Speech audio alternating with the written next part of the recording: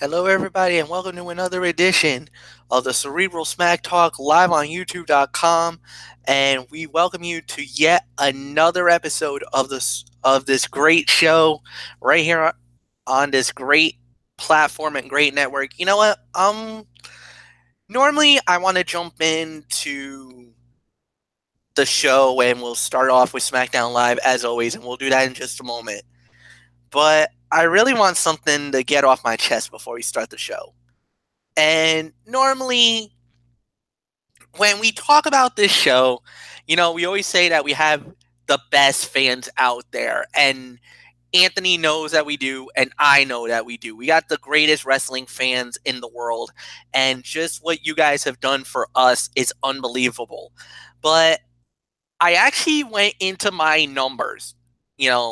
I went into the analytics, and I actually took a look and see where we're being viewed, like the videos that we've been doing and everything else.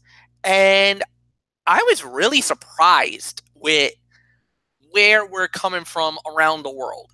Obviously, the most dominating area is the United States, the USA. All you guys have been representing us for a while now, and you've brought a lot of love and a lot of support for the show. And for that, we thank you. But not only was it the USA, but the United Kingdom, Mexico, Canada, we're getting a lot of love from you guys too. And for us, we're humbled and we are very appreciative, and thank you for all that support and everything else. But there was a couple of areas where I was a little shocked to see Saudi Arabia, India. Thank you guys from the bottom of my heart. Honestly, thank you for, I know the language barrier is going to be very different than what we normally would do on what you guys would normally view on our shows. However, I hope that in the future that we can provide a platform for you guys, because I know you guys are very driven for WWE. WWE went over to India not too long ago, had a big show over there, and I feel like for you guys to follow me, and because we do a lot of SmackDown live shows, we do a lot of WWE shows on our network, on our channel, and for you guys to return that favor is unbelievable. And for me, I'm very humbled and very gracious about the rest of the world and how you guys have been representing. And I could hope and pray that you continue to support us, continue and support the content, not only from myself, but Anthony Florio, from Derek Ferreira. And I hope that we continue to provide you with the best and utmost in-depth coverage. It doesn't have to be from WWE. It could be from TNA, what Anthony does on Monday night on his show, from Ring of Honor, that you get from Derek and myself, Lucha Underground. And we hope that we continue to bring more and more viewers to our network, our family of networks, as I like to call it, because we are a family of networks, and to continue that great run that we've been having. So with that said, let's dive right in. SmackDown Live from Birmingham, Alabama tonight. Not far from Tuscaloosa, the home of the NCAA college football national champions, the Alabama Crimson Tide. And, there was a reference about Alabama that went down tonight. We'll get into that in just a little bit. But we did start it off young in the ring, almost something similar to a la the Miz TV. Had the seats out. She had none other than the WWE champion, the face that runs the place, the champ that runs the camp, the phenomenal AJ Styles, and a very good interview segment. She talked about she was a really good on this one, trying to probe AJ Styles a little bit, trying to, you at one point she did duck. AJ tried to duck a question, trying to say, you know what, I'm not here for the drama. I want to be, I'm a I'm a fighting champion, and I kind of feel like he was trying to he was trying his best on this one. It definitely wasn't the best AJ Styles. It kind of felt like I don't know. It felt like he was. I don't know if he was just, kind of overwhelmed by the moment, or if it's just because he was not really feeling it. He wasn't really emotionally attached to it. It felt like he was trying to think of the answer, but it just didn't come out right. It felt like he got put in a hot seat, and Renee made him sweat a little bit, which was, he tried his best to try to duck a few questions here and there, which, sometimes reporters can be a little bit of some pain in the butt sometimes. I think we can all agree with that. But then I liked what next, which was, Kevin Owens and Sami Zayn came out, and they basically they were themselves, saying that there's no way you're gonna win the fight at the Royal Rumble. You opened your big fat mouth, you got yourself into this predicament, and now I'm gonna make you pay. And when it's all said and done, I rest assure you, my brother, you're looking at the next or the first ever co WWE champions. Well, that prompted Shane McMahon coming out, and Shane's like, you know what? I feel like AJ's in an unfair position. I don't know why Daniel Bryan made that decision. He thought it was best for business. I don't believe it was. I don't believe you two men deserves an opportunity at the WWE Championship, but I'm going to let bygones be bygones. I'm going to respect the decision of Daniel Bryan, and it's a handicap match. That's going to happen. But as for tonight, to feel what a handicap match is supposed to be. So our main event tonight is going to be the phenomenal AJ Styles with Shinsuke Nakamura and Randy Orton versus Kevin Owens and Sami Zayn in our main event of the evening. All right. Looks promising on paper. Let's see what happens. So with that said, Anthony Floyo, come on in, my friend, and give me your thoughts on this opening segment. Well, I'll tell you what, Matt. I mean, even with Renee Young in there interviewing AJ Styles, who everybody is, as we all know, everybody thinks the world of her, and she is amazing at what she does. Even with her in there, I agree. This was a clunky segment because it was so clear AJ Styles was repeating rehearsed and memorized lines rather than speaking extemporaneously in response to the questions. It was not high end acting, even in a pro wrestling setting. And he also seemed too wishy washy, which is not an admirable trait by any means. And it was odd wording to say he would fight both men, both Kevin Owens and Sami Zayn, on the same night, but not on SmackDown Live because that's not smart booking. I think he was going for something else there, and the syntax, which he was trying to recite from memorization, worked out worse than if he just understood his character situation and spoke more naturally from that place. So, yeah, I mean, he was a little all over the place, and that was surprising.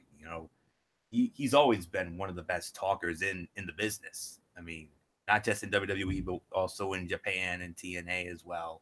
I mean, he was always great on the mic, but this was one of those rare off nights for him. So, I mean, at times in my everyday life, I'm the same way. If I'm going to be real honest, I mean, there are times where I want to, word things properly, word things correctly, So that's what happened with AJ Styles here tonight. So, you couldn't have been any more right on that, MF. You were right on the button with that. So I agree 100%. I mean, it was a fine segment. It wasn't bad at all. It was just AJ came off looking a little bit like a doof.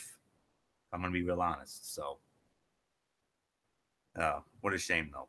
But other than that, KO and Sammy, doing their thing, and then Shane O making that main event. So we'll see what happens. So nothing more to say, MF. Let's just move on.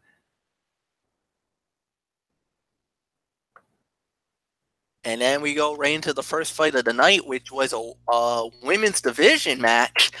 Ruby Riott going one-on-one with Becky Lynch, and we had a lot of people at ringside. We had Charlotte Flair and Naomi representing, for Becky Lynch, and of course the Riott Squad, Sarah Logan and Liv Morgan representing with Ruby Riott.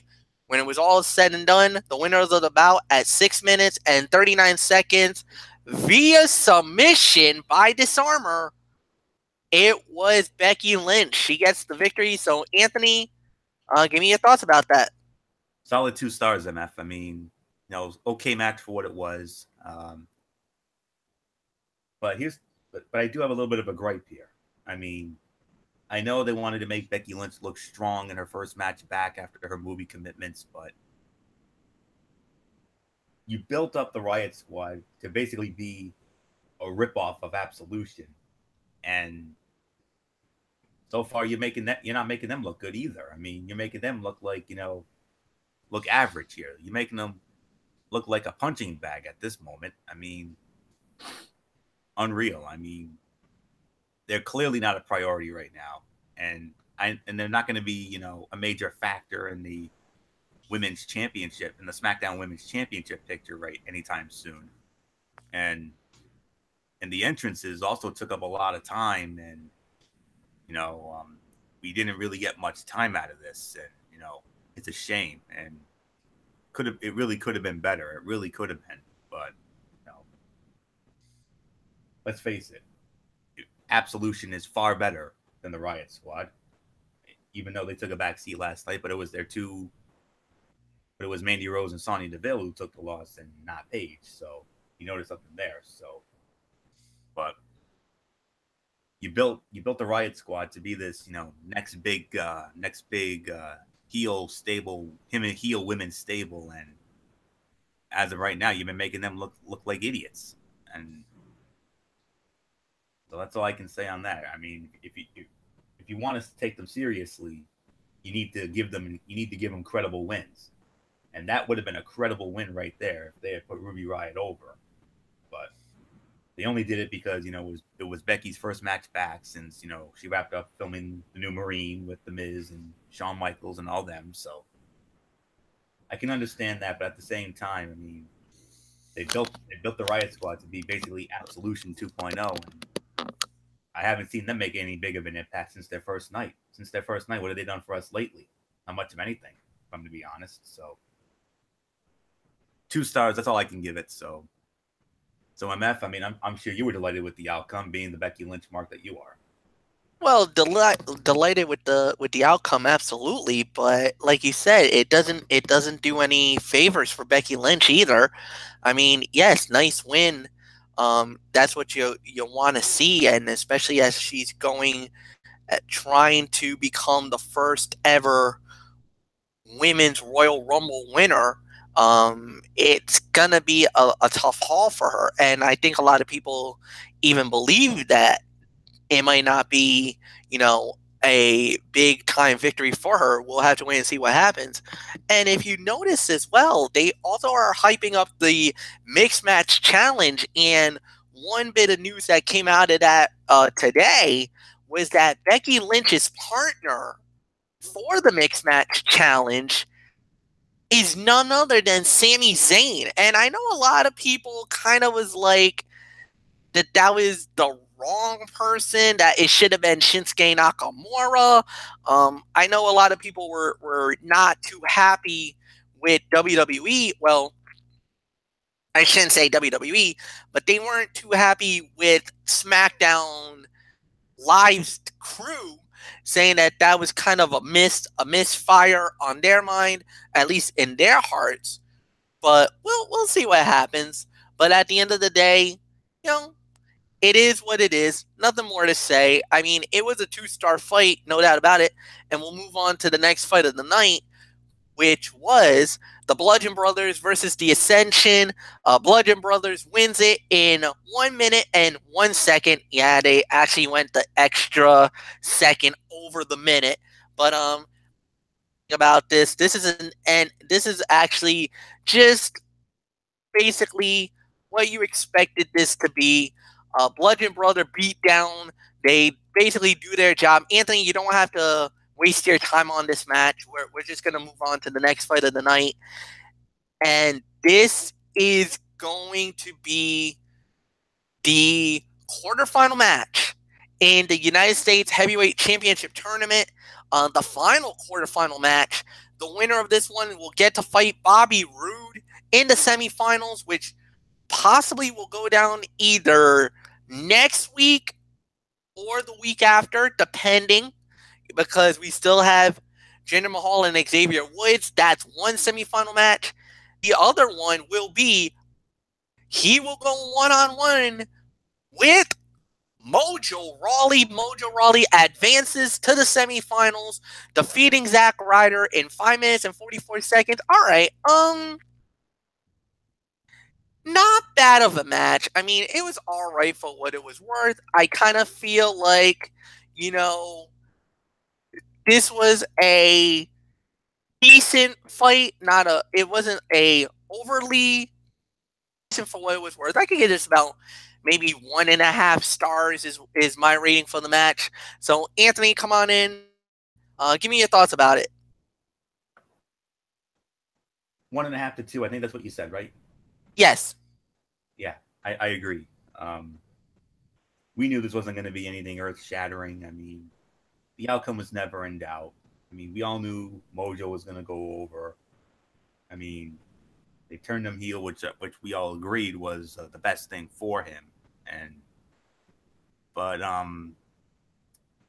as it's been the theme of the show so far, I mean, more nitpicking here. I mean, I got to be the man who tells it like it is, considering that this is not my show, Ridiculously Raw. We're on, on the Michael Cole and the whole thing. But I got to be more like the Corey Graves in this case. I mean, if we're going to take Mojo really seriously as a heel, I think he would benefit from a total repackaging, like new gear, maybe some new moves and whatnot. I mean, nothing he does, really screams heel, even though he seems to be working hard on delivering a more serious heel effort with his personality. And I noticed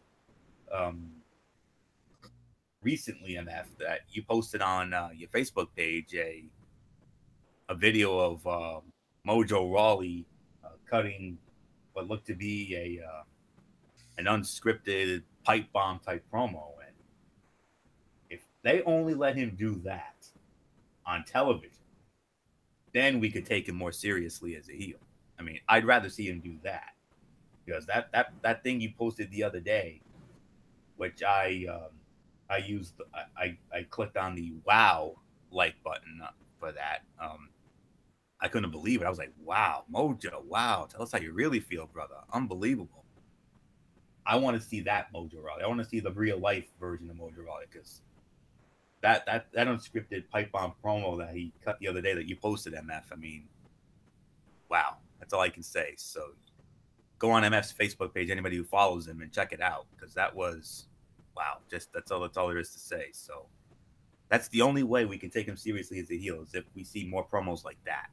That's all I can say. So 1.5 to 2, outcome was never in doubt. He's going against Bobby Roode, and let's face it, Mojo, you may have gotten the Duke tonight, but whether it's next week or the week after against the Glorious One, it's not going to be a glorious night for you, I'm afraid. We already know where this thing is headed. Royal Rumble, which is where the final is going to be. Don't be surprised if it ends up being the Glorious One against the modern-day Maharaja. Just saying. Let's move on, MF. Fair enough. Fair enough indeed. No doubt about it. That could be a tremendous match if we get to the final. All right. So the next thing we had was Chad Gable and Sheldon Benjamin cutting a promo, and they were really angry about what happened in that match, the tag team fight last week on SmackDown Live, where a lot of people felt like maybe there was some robbery, maybe there was a screw job there. Um, Now you can say whatever you want to say about it. I mean, it definitely could have been a lot more better, but at the end of the day, um, it was definitely a very tough situation, and yeah, it was a little bit of a letdown. I think we all can agree with that. It definitely was a burn more than anything else, and it should have been a better play, but Daniel Bryan comes out, cuts the promo. It's like, you know what? It was a raw. That was a raw deal. That stunk. I did. I get it, but the decision was final. There's nothing I can say about that. That was the referee's decision is final. We're not going to do anything about that. But here's what I'm going to do. I'm going to give you one more shot at the belt. You guys are going to get to fight against the Usos. You're going to get to go back into the Uso penitentiary, and you get to fight them at the Royal Rumble in none other than, well, can I say it? 2 out of 3 falls. That's right. We're playing by intercontinental rules, boys. This is going to be pretty epic. And as a matter of fact, Anthony, if you can help me here, it's been a long time since we've seen 2 out of 3 falls intercontinental rules at the Royal Rumble. If memory serves me right, now I gotta go way back here. I do remember there was a match. It was a 6-man tag at the 1989 Royal Rumble. Hacksaw Jim Duggan and the Hart Foundation versus the Fabulous Rougeau brothers and Dino Bravo. I don't ever remember there being another 2 out of 3 falls fight at the Royal Rumble event. Now, am I correct on this? Is this the first time since '89 where we're gonna have 2 out of 3 falls at the Rumble event? To the best of my knowledge, yes, absolutely. Wow. Now, if I may, real quick, the year before, at the very first Royal Rumble event that you remember back in 1988 that aired on the USA Network, on that card, they had not one but 2 out of 3 falls matches on that same show. The Jumping Bomb Angels, when they won the then WWF Ladies Tag Team Championship from the Glamour Girls, that was a 2 out of 3 falls match.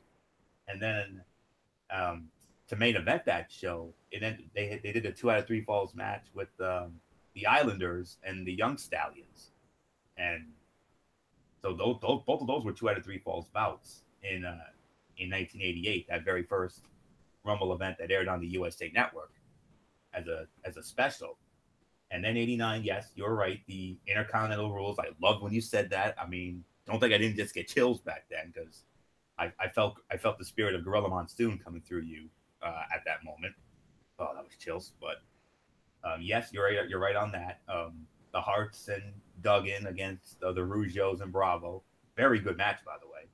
And to the best of my knowledge, since then, I have not recalled a 2 out of 3 falls bout at a Royal Rumble event. I mean, I pretty much remember every card, every nook and cranny of every card for days, and I have not remembered a 2 out of 3 falls match taking place. If I'm wrong, I'm wrong, but I'll look into it maybe during your Mikey's Mindset MF, so I can have more time to get my notes ready for this show. So no, you're pretty much right for now. All right then, and So, Anthony, why don't you come on in because you never really gave us your thoughts about the segment itself. Oh yeah. I thought this was done pretty well. I thought they did a very good job with this. So, give me your thoughts. Well, it was a long 10 minutes. I mean, I was happy to hear Sheldon Benjamin get some mic time, and it's really nice to finally hear Chad Gable be a heel on SmackDown Live. But it just went on and on and on. I mean, I love Chad's delivery and attitude, but the material just wasn't there for the time they had to fill, and it got worse with Bryan. I mean, Daniel Bryan's part in this was clunky, and the end result didn't really make sense to some. But Chad and Shelton having to beat the Usos twice was treated as Bryan turning the tables on their complaining. But it's not a disadvantage as the Usos also have to beat them twice. But that's the only little nitpick I have about that. But other than that, 2 out of 3 falls with these guys, I'll take it. I think that could be a really good match. I really do. But we got to remember. You have to remember, we don't have room for all this on the main show. So something's going to have to get bumped to the pre-show. I wouldn't be surprised if this ends up getting bumped to the pre-show. I'm just saying. I hope I'm wrong on that. I would love to see these guys get some main card time, but it just depends on what Vinnie Mac and the Suits and the creative team have to say about it. So if it was up to me, I'd give these guys main card time because it's a 4-hour show. Let's remember that. But at the same time, we don't have just one Royal Rumble match. We got 2. So both of those are going to probably get maybe an hour or so a piece. And they're going to want to do the Universal match on the main card as well as the WWE Championship. And maybe the U.S. final on that. I wouldn't be surprised if both tag team title bouts get bumped to the kickoff show. If I know them, they're probably going to do that. So we'll see what happens. But that's pretty much all I can say on the segment. So, I mean, fine segment. I mean, I'm glad. I mean, I think a heel turn will do wonders for Chad Gable, especially with Shelton as his partner, because Shelton was a very good heel when he was in his first run with WWE, whether it was as the world's greatest tag team, Team Angle with Charlie Haas, or even when he had that run on Monday Night Raw with his mama. So that's all I can say on that. He's always been a good heel in my eyes. So, and I think he could definitely rub some of that expertise off on Chad Gable. And if they do that, I think a heel turn can do some wonders for Chad Gable. I mean, look what's happened with Sami Zayn and the apparent heel turn of Finn Balor on Raw. I think heel turns can do wonders for all those guys. I really do. So, nothing more to say here except let's just move on, MF.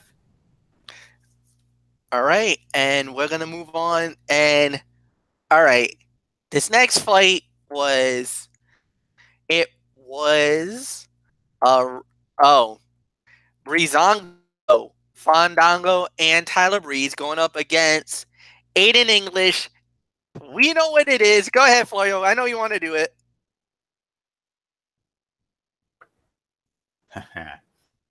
As an homage to Aiden English, who, of course, we all know has the voice of Robert Goulet and Luciano Pavarotti, John Reardon, and Francois Clemens from Mr. Rogers' Neighborhood. It's Rusev Day. Yes, indeed. Rusev Day versus Breezango. But surprise, surprise. The winners of the bout at 6 minutes and 12 seconds. It wasn't Rusev Day. It was the Fashion Police. It was the Fashion Files. They steal the victory. Breezango gets a huge win over Rusev Day, and Anthony Florio, color of surprise, upset of the night. Yeah. I mean, you got to channel the infamous Tim Allen Home Improvement nod, but man alive, another 2-star bout. That's all I can give it. I mean, it was fine for what it was, and this is exactly what we saw last night on Monday Night Raw. I mean, we had we saw the Bar, Sheamus and Cesaro squaring off against Titus O'Neil and Apollo Crews, and we're thinking, oh, this is going to be a cutout. Sheamus and Cesaro, with how angry they are, this is probably going to be an easy win for them. They'll probably win in like 2 to 3 minutes. Match ended up going like 5 to 6 minutes, and we saw a huge upset there. But Breezango over Rusev Day, I mean, it is an upset, but honestly, last night when Titus Worldwide went over the bar, I consider that a much bigger upset because we all know Sheamus and Cesaro, well-established tag team, multi-time champions. Rusev Day, well, Rusev, accomplished wrestler, multi-time U.S. champion. But over the last couple of years, I mean, as much as I love the guy, I mean, what has he done for us lately? I mean, not much of anything, even though the fans have really supported him and really gotten behind him because of the whole Rusev Day shtick. I mean, I can give him that, but this was an okay bout. I mean, this was your typical TV quality match. I mean, 2 to 2.25 stars, maybe 2.5. That's the best I can go. I mean, if you want to consider it an upset, you can, MF. But for me, I don't really consider this much of an upset here. I mean, because Breezango, when it comes to these two teams, Breezango, I think, is the more established team than Rusev and English are. But when it comes to the two tag team upsets from this week's TVs, Titus Worldwide over the bar, far bigger upset. Oh yeah, That in the immortal words, of Jesse the Body Ventura, major upset because who really thought Titus Worldwide was going to take the bar? None of us did. no, I didn't. Yeah, no, you're absolutely right. Yeah, so 2 to 2.5. That's the best I can give it. So last night's Raw had the bigger upset. Just saying. So I don't know about you on that, but that's how I feel. No, fair enough. And I think this was a 2-star fight, no doubt about it. Yes, the bigger upset was definitely on Monday Night Raw. The Bar, who is the former tag team champions, well-established tag team, a lot of people were saying that, yeah, there was a lot of thing that was going on. And yeah, we did get the upset, a stunning upset, a shocking win. Congratulations. But as far as anything else goes, no, I mean, it is what it is. So we move on. Our main event of the evening: Randy Orton, Shinsuke Nakamura, and AJ Styles versus Kevin Owens and Sami Zayn in a handicap match. At first, the fight ended in a countout victory for Orton, Nakamura, and Styles. But Shane McMahon comes out and is like, no, we're not gonna end it like that. So we're gonna restart the fight. This time with no countouts. Okay, fine, fair enough. Then the next thing that happened was, well, Randy Orton was setting up for the RKO. Kevin Owens, basically, he basically had a steel chair, gave it to Sami Zayn. Zayn hits, Zayn getting disqualified by hitting Kevin Owens in the gut. Basically trying to cheap their way out of the fight. And then all of a sudden, Shane McMahon comes back out a second time. It's like, no. We're gonna restart this fight. Basically, no DQ, no count out, anything goes at this point. So now you get the third fight. So in the third fall, quote unquote, the third fall, Randy Orton gets the victory on Sami Zayn. Well, this was after AJ Styles basically ran Kevin Owens off out of the arena, and Nakamura and Orton basically picked the bones of Sami Zayn, getting the 1-2-3, winning the match at 16 minutes and 55 seconds. All right, fight of the night, no doubt about it. Yes, definitely crowd pleasing way to end the show. Very good at the end of it as well. But Shane McMahon throwing his weight around, oh man, you can already, I could sense what the hell is about to happen next week on SmackDown Live. You could see this coming from a mile away, but we'll have to wait and see what happens. But yeah, definitely a solid ending to the show. I could give this about maybe 3 stars. Just my thoughts alone. Nothing more to say. Anthony Floyo, come on in. It's all yours. Yeah, it was the fight of the night. Really, about 3 stars is about right. Um, all right, the booking was so backwards there. Positioning the heels at the disadvantage, especially when the fans want to cheer for them anyway. Considering the talent involved, I found this completely disappointing and way overbooked, as the attention is all on Shane McMahon and Daniel Bryan's quest for power, the power struggle. And I really hope that this has a great payoff, because this has not made for the best television. So, I mean, I can honestly go lower for my rating if I'm going to be real honest with you. I mean, because of all the restarts. I mean, you know what, MF? I'm going to be honest with you. Yes, this was the fight of the night in terms of,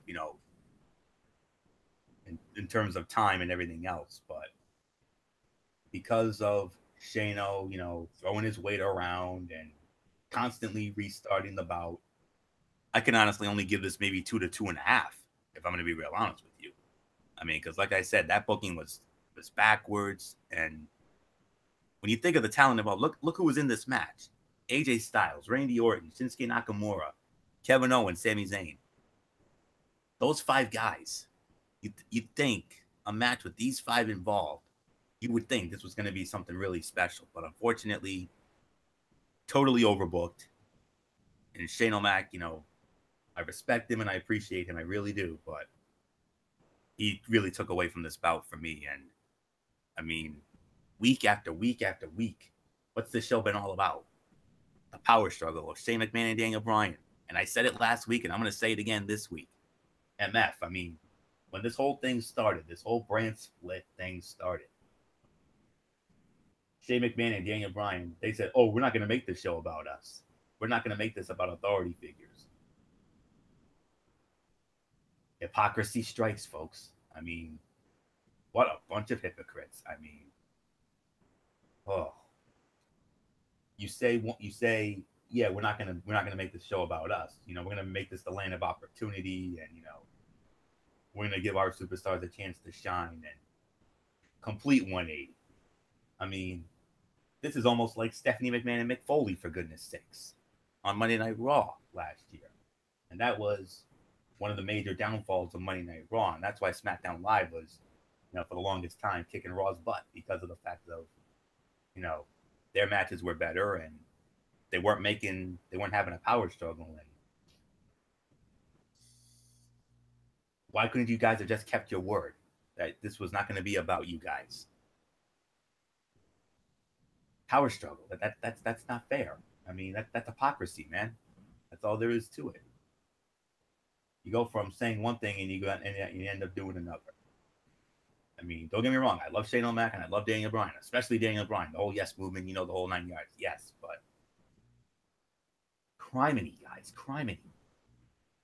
That's all there is to it. So, I'm sorry, I'm at 2 to 2.5. I mean, yes, it's the fight of the night, but honest to God, I mean, it's fair enough.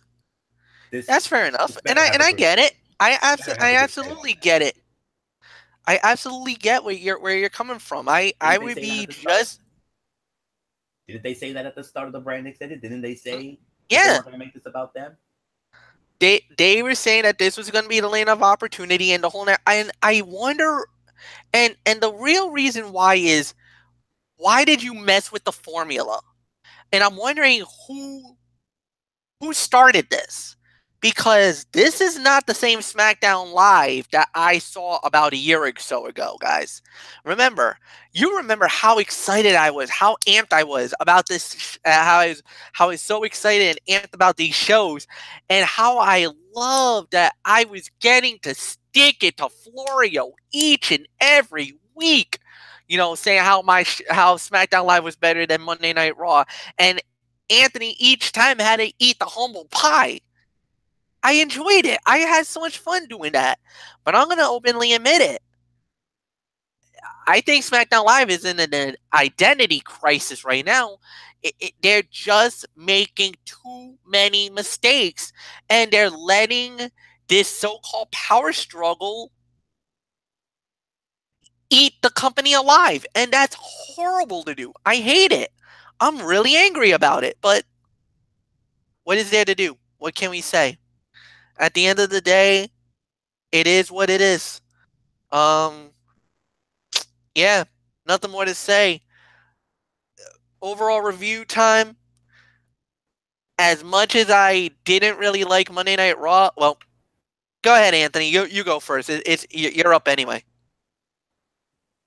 Oh, I hate to do it to you, MF, but I have to. I got to be the man who tells it like it is.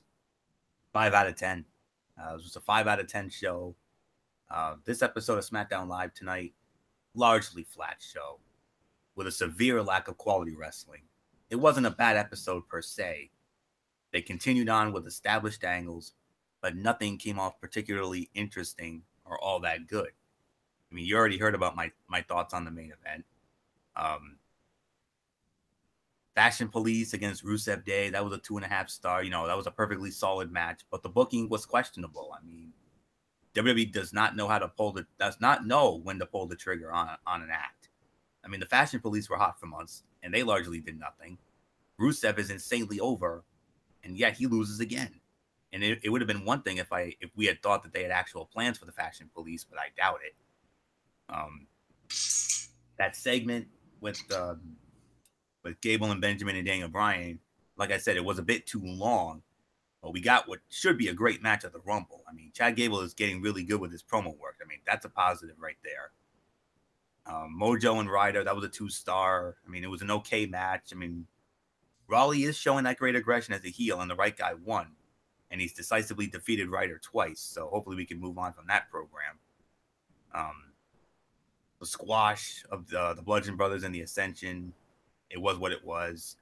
The women's match, it was a fine match, but it was a lethargic effort. I mean, 2.25 was the best I could give that, honestly. I mean, sound work, and there was nothing wrong with it, but they're capable of much more.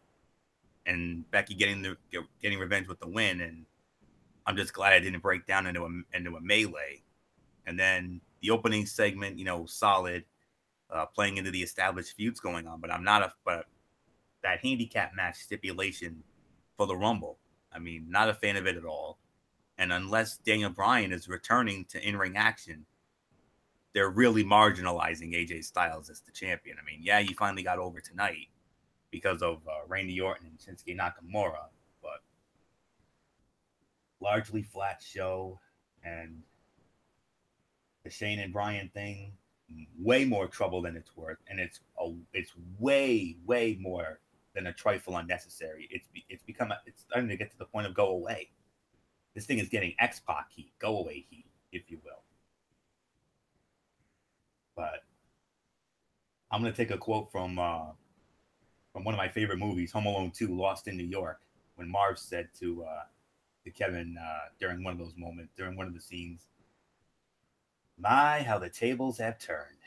I mean, the tables have turned. A year ago, SmackDown Live was the toast of the town.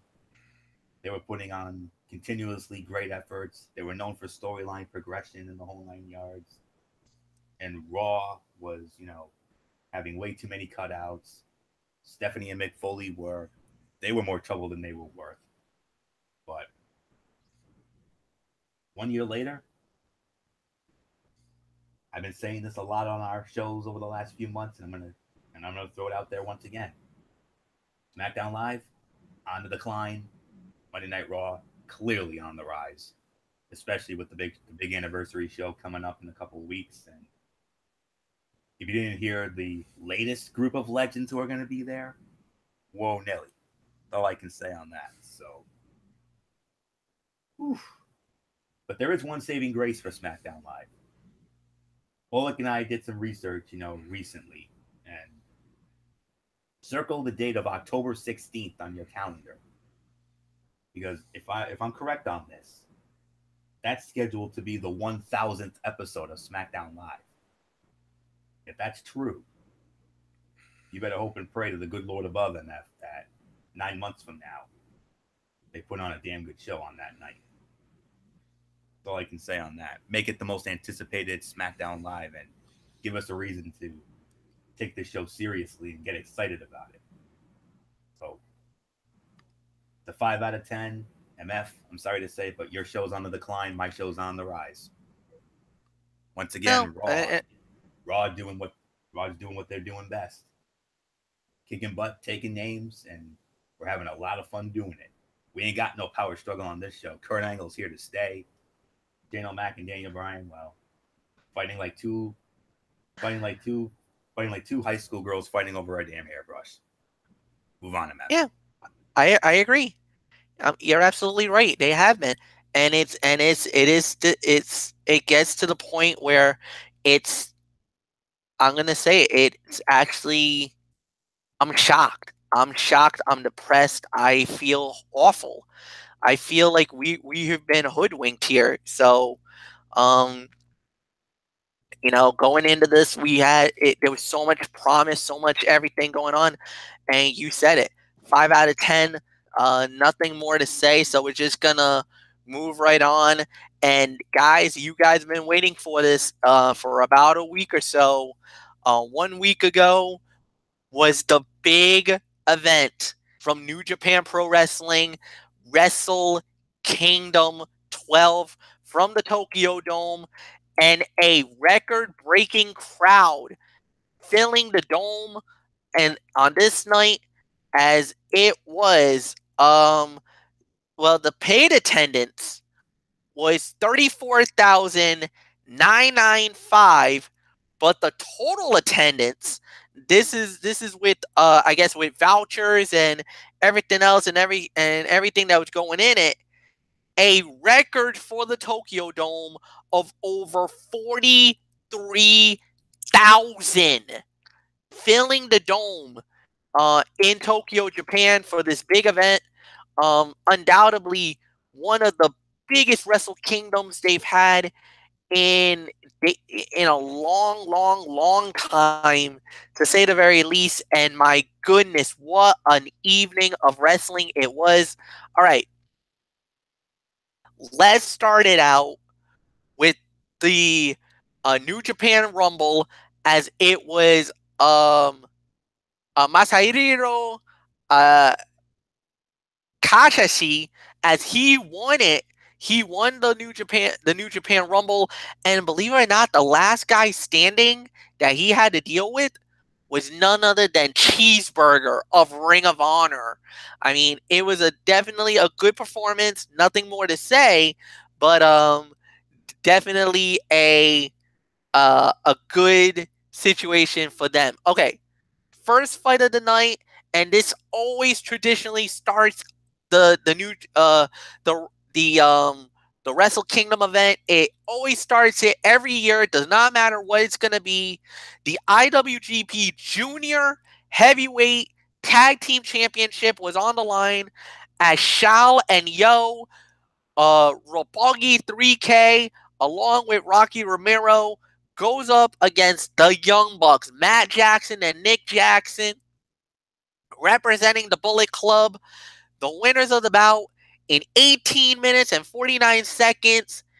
And for now the 7th time in their history, the new IWGP Junior Heavyweight Tag Team Champions, the Young Bucks, wins the gold. They win the titles. It was a great way to start the show, no doubt about it. Unbelievable matchup. So the next fight of the night was the gauntlet match for the never open weight 6-man tag team titles, as you had members of the Bullet Club, which was Tonga Toga, Tonga Roya, and Balak Fale. You had Michael Elgin and the War Machine, Hanson and Rowe, Suki Gun, Takashi, Ishii, and Zack Sabre Jr. Then you had Tamaguchi, Japan, which is Juice Robinson, Tamaguchi, and Makabe. And of course, representing Chaos, Trent Beretta, Tasamino Ashihi, and Tony Yano.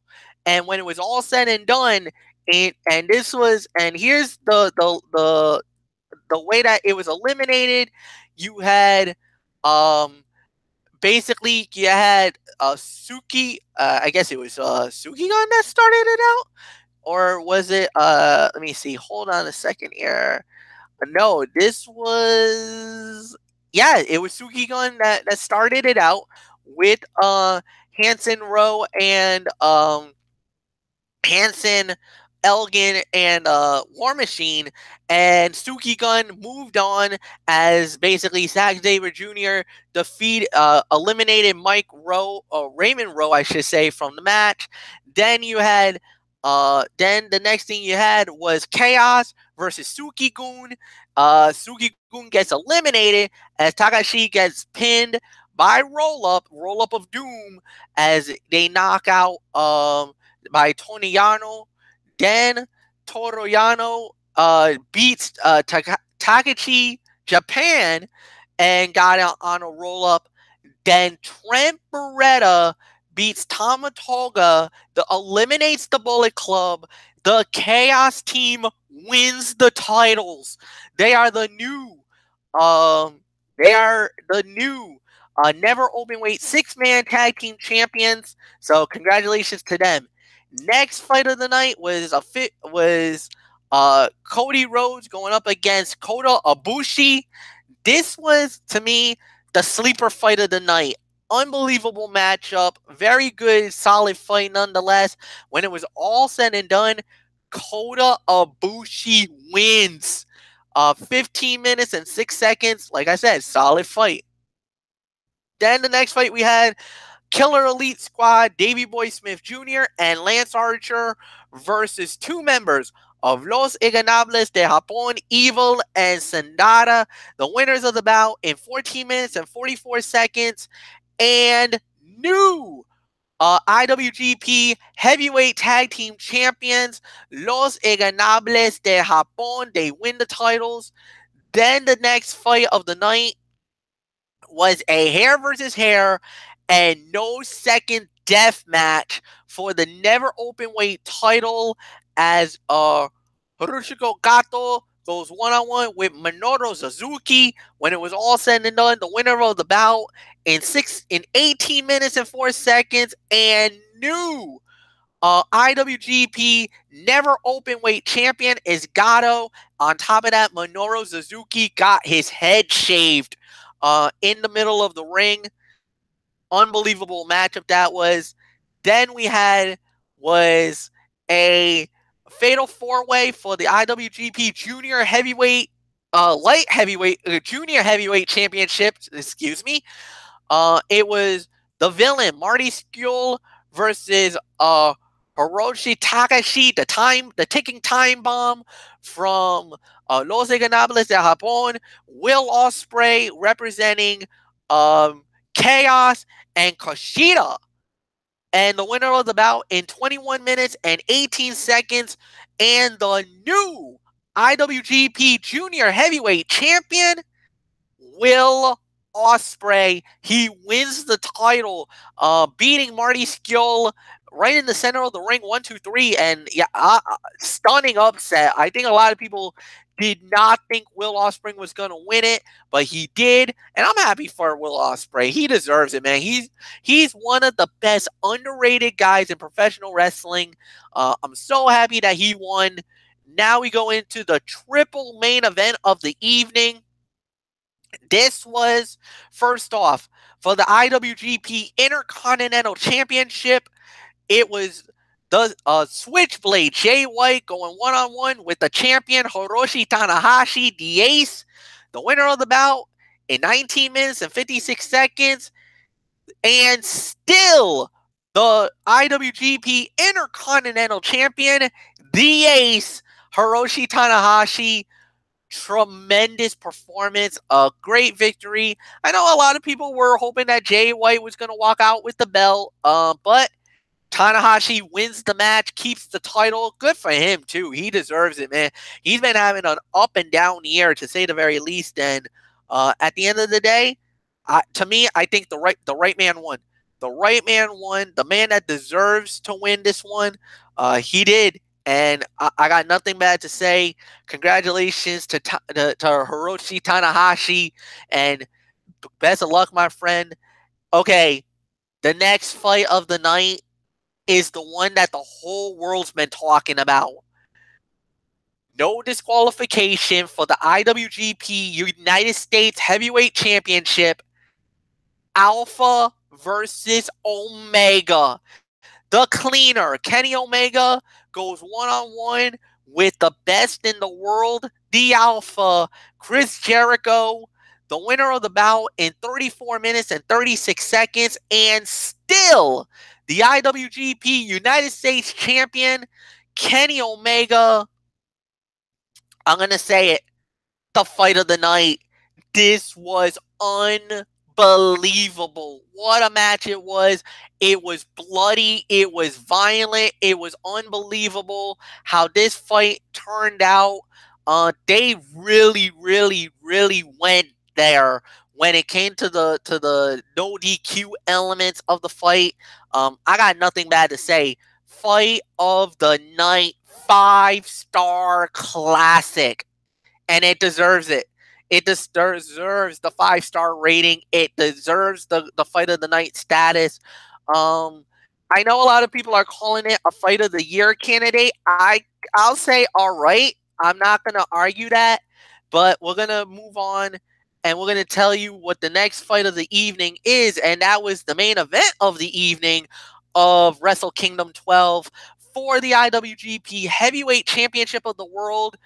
The leader of Los Ingobernables de Japón, Tetsuya Naito, goes up against the reigning, defending IWGP Heavyweight Champion of the World and the leader of Chaos, Kazuchika Okada, with Gato in his corner, and the winner of the bout.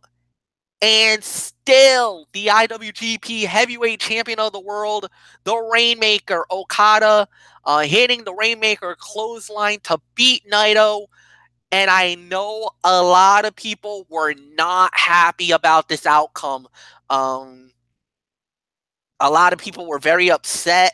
A lot of people wanted Naito to win the belt. I kind of was feeling that this was Naito's moment, but no, it was denied. Okada, some way, somehow, digs down deep, and for the second consecutive Wrestle Kingdom, he walks out of the Tokyo Dome with the title in hand, and he is now, without a doubt, practically his status of being the best in New Japan has risen so high up.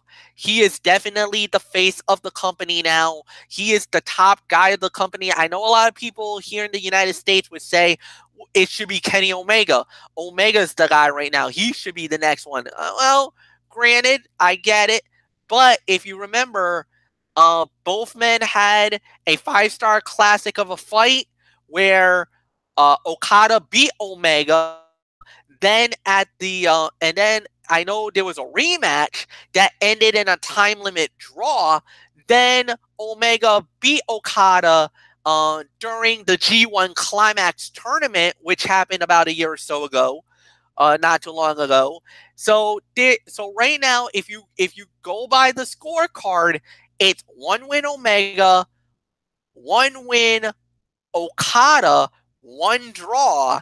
There's going to have to be a rubber fight. There has to be a 4th fight just to decide who is the best in that. But of course, you would think Tetsuya Naito might be the next in line for a title shot.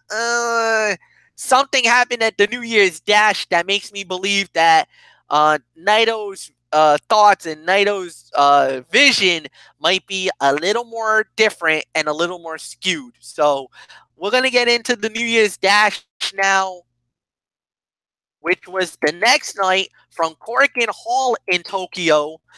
As many of you guys know, Korakuen Hall, a world-famous arena, a world-famous event, a world-famous arena, I should say. And Korakuen Hall normally has these events the night after Wrestle Kingdom. This is almost, okay, if WrestleMania is the biggest event of the year, the second biggest event for WWE, or the biggest event normally is the night after WrestleMania. That Monday Night Raw, the night after Mania. Well, here we are, New Year's Dash, and boy, did it bring us a lot of fun and a lot of chaos on that night. No pun intended. But we started out the night with a 8-man tag team fight, as it was Tensei, Kohama, Nagata, and Nakahashi, as they went up against four young lions, Oka, Uno, uh, Narata, and Yagi, and obviously the veterans gets the victory here. But I got to give a lot of love to the young men, what they call the young dragons, or the young, because these guys really went for it. They really tried to impress themselves. Actually, they're known as young lions. I apologize, friends in New Japan. I got I'm going to openly admit it. Derek Ferrer is more of the expert than I am, but Lions, I do apologize for that mess up. But it was a good fight. It was a good, solid match, and congratulations. So, so the next thing we had was another 8-man tag team match. It was El Desperado, Takashi, Taka Michinoku, yes, him, and he had Azika and Kamaru, and they went up against. Listen to this lineup, guys. You want to talk about legends? Jushin Thunder Liger, Tiger Mask, Kawano, Toga Hambre, and Makabe, and the winners of the bout definitely Suki-gun. They get the big victory here. So definitely an amazing match for him. I'm gonna say 2.5 stars for the fight. The first fight of the night got about a solid 3, so yeah, very good. Then we had was Karomura goes up against the Switchblade, Jay White. Winner of the bout was Jay White gets the victory in this one. I'm gonna say about 2 3/4 of a star. Very good match. Nothing more to say. We'll just move right on. As we had this was an interesting matchup. The Elite, Kenny Omega and the Young Bucks versus Cheeseburger and Roppongi 3K. The winners of the bout, like it was any doubt, it was the Elite. They get the big victory here. 3 stars for the rating. It was a fine match. I got nothing bad to say about this one. This one was absolutely, definitely a solid match, to say the very least. So we're just going to go into the next fight of the night, which was another 8-man tag team fight, as it was members of the Bullet Club, Marty Skrull, Cody Rhodes, the Tokyo Pimp, Yuguro Takahashi, and unfortunately, I'm so mad because he did not bring his lady love. Her name is, well, I don't think I'm allowed to reference her, but let's just say it is a beautiful baby girl dressed in a very lovely bunny outfit. Let your imagination that. Chase Owens and Toga, and they went up against Takashi, Kota Ibushi, Kushida, Juice Robinson, and David Finlay. And yes, that is the son of Fit Finlay, by the way, for all you fans out there. But the winners of the bout was the Bullet Club. They get the win. A 3 1/4 stars for the fight. That was definitely a great match. But here's something that was definitely that definitely had me thinking, whoa, because after the fight was over, Cody Rhodes went after Kota Ibushi. Obviously, he wanted some revenge off of the loss the night before at Wrestle Kingdom, and he was about to hang Ibushi with the steel chair. Omega runs out and grabs the chair off of Cody Rhodes and literally picked a fight with him. Uh-oh. Yeah. You want to talk about trouble in paradise with the Bullet Club? Cody Rhodes and Kenny Omega? I mean, they went face to face, eye to eye, nose to nose at one point, and they were shoving each other. They were pushing each other. No punches were thrown, but definitely you could sense there's a power struggle in the Bullet Club between. There was definitely a power struggle, definitely going on between Cody Rhodes and Kenny Omega, and something's got to give, man. You got two alphas right now, two lions right now, trying to be the big dog in the yard, and like we always say, there can only be one big dog in the yard. But oh yeah, I'm definitely eating this up, to say the very least. I'm enjoying that storyline. I can't wait to see what's going to happen there. So the next thing we had, well, after it was all said and done, Jay White Kenny Omega cuts a promo, and he's like, you know what? I'm done with all this fighting. I'm done with this crap. I think we need stability in New Japan. Well, we need stability in our crew, and I think I got it. I want to announce the newest member of the Bullet Club, the Switchblade, Jay White. So all of a sudden, Jay White comes out, and it looks like at first he was going to join. He put the shirt on. He was about to do the gesture. The next thing you know, Jay White grabs Kenny Omega and hit him with the switchblade himself. He Blade Runnered him. That left everybody shocked.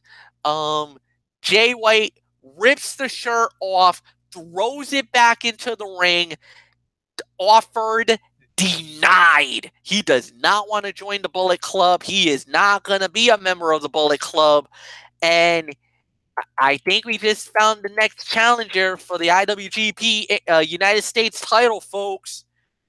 It's going to get very interesting. It's going to be a very compelling storyline, to say the very least. But we're going to go right into the next fight of the night, which was a never openweight 6-man tag team title fight. The Bullet Club, Badlock Fale, and the Gorillas of Destiny, Tonga Toga and Tagaroya, and they go up against the reigning champions, which is Tomohiro Ishii, Trent Beretta, and Toriano. And the winners of the bout, believe it or not, guys, and once again, the IWGP never openweight 6-man tag team champions, the Bullet Club gets the belts back. They lost the belts 24 hours ago, 24 hours at Wrestle Kingdom. At the New Year's Dash at Korakuen Hall, they get the belts back. They win the titles. Unbelievable match.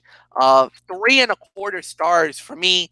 And we're just going to move on to the next fight of the night, which was a 6-man tag team fight, or actually I should say an 8-man tag team fight, which was the Killer Elite Squad, which is, I believe, Davey Boy Smith Jr. and I believe it was Smith Jr. and actually, It's the Killer Elite Squad, Zack Sabre Jr. and Minoru Suzuki from Suzuki-gun, and they went up against Hiroshi Tanahashi, Michael Elgin, and War Machine. And the winners of the bout was Suzuki-gun. They did get the victory there. The reason why they gave them that big moment was, well, of course, Tanahashi, of course, the Intercontinental Champion. So you got to give the rub on whoever the next contender is for the title shot, which it looks like it's going to be Minoru Suzuki. It looks like he's going to get the shot at the belt next because he basically destroyed Tanahashi. Elgin, we'll see what happens with him. But the biggest story is War Machine. Raymond Rowe and Hanson. Guys, I want to let you guys know this. And Anthony, you might want to know this. War Machine has signed with WWE. They are heading to World Wrestling Entertainment. And more importantly, keep an eye because they will be appearing on NXT within the next 3 months. There's always that 90-day clause, so they can't compete for 90 days. But in the next 3 months, you're going to see the War Machine in NXT. It is official. They are signed with NXT. They're going to be there very soon. We'll go from there. So then, the main event of the evening, as it was, you're going to get it. Here we go. It was an epic main event evening, as it was Los Ignobles de Japón, Tetsuya Naito, Hiroshi Tagashi, Bushi, Evil, and Sanada. They went up against members of Chaos, Will Ospreay, Gato, Yoshi Ishii, Grado, and the IWGP Heavyweight Champion, the Rainmaker, Kazuchika Okada. The winners of the bout was it was Los Ignobles de Japón, as Naito hits the Destino on Yoshi Ishii, getting the 1-2-3. Good match, 3.5 stars. Definitely a great way to end the evening. But before we could say goodnight, well, you're not going to believe this. Chris Jericho showed up. And more importantly, who did he go after? He jumped Tetsuya Naito. He went after the man that won the G1 Climax tournament, the man that lost in the main event of Wrestle Kingdom 12, who fell just a little shy of winning the title, and he got jumped. Naito got jumped by Jericho. Was Jericho jealous of Naito because he got the main event rub and not him? What was the meaning of it? We don't know why he did it. We'll probably find out down the line, but it looks like Naito and Jericho are now on a collision course. And more importantly, Chris Jericho, this was not a one-off. He is going to be in New Japan Pro Wrestling for a little while longer. Oh man, get ready, folks. This is going to be a lot of fun. All right, so that's it. We're done. We are done, ladies and gentlemen. So, you know what, Anthony Florio, why don't you come on in? Normally you do this, so set the table for Strictly Sports on Friday night. What we got? Well, MF, I'll tell you. Friday night on Strictly Sports, 10:30 on my channel, The Tone 25. We are going to recap what Michael Fletcher is calling the greatest college football playoff national championship game of all time. Alabama and Georgia. We're going to dissect that game. We're going to, give you all the numbers and give you our thoughts of how that game was. It's our recap of the national championship game. And then from there, we are going to preview the 4 NFL divisional playoff matchups, which will be the Atlanta Falcons and the Philadelphia Eagles, the Tennessee Titans against the New England Patriots, the Jacksonville Jaguars against the Pittsburgh Steelers, and the New Orleans Saints and the Minnesota Vikings. We're gonna, preview all that, give you all the schematics about that, and then in our main event of the evening, for the first time this season, we are going to have our NHL Power Rankings. First NHL Power Rankings of the season. I'll tell you right now, MF, my number one, I got a clear number one, and you're not going to believe who it is. So that's all Friday night, 10:30, National Championship recap, Divisional Playoff weekend preview, and our first NHL Power Rankings of the season. Barring anything else, should be an open and shut show on Friday night. So we'll see you all then. Hope you all tune in. So nothing more to say. MF, take it home. All right. And then, of course, on Monday night, another edition of Ridiculously Raw with Anthony Floyo at the helm. And then come right back here, same time, 10:30 Eastern, 1 week from tonight, as we'll have another edition of the Cerebral Smack Talk. More importantly, we will be talking more SmackDown Live as we're gliding our way into the Royal Rumble, as we're getting closer and closer to that big night in Philly at the Philadelphia. And more importantly, we're going to have a big week for that because we got the NXT show. Then, of course, we also have the big show itself, the Royal Rumble, that will propel us on the road to WrestleMania. So, for Anthony Floyo, I'm Michael Fletcher. Thank you so much for watching this. Leave a comment at the bottom, like the video, share it with all your friends on all social media platforms. Thank you so much. We are out. Have a good night, everybody, and so long for now. Bye-bye.